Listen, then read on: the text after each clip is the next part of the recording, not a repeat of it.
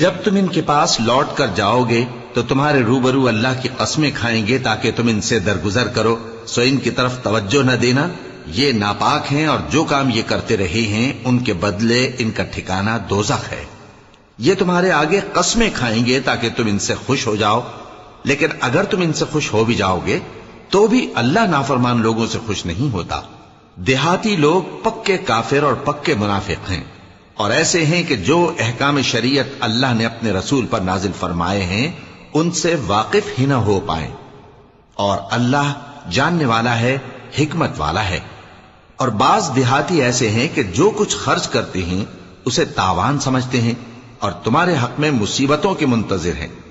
انہی پر بری مصیبت واقع ہو، اور اللہ سننے والا ہے، جاننے والا ہے۔ اور بعض دیہاتی ایسے ہیں کہ اللہ پر اور روز آخر پر ایمان رکھتے ہیں اور جو کچھ خرچ کرتے ہیں اس کو اللہ کے قرب اور پیغمبر کی دعاؤں کا ذریعہ سمجھتے ہیں۔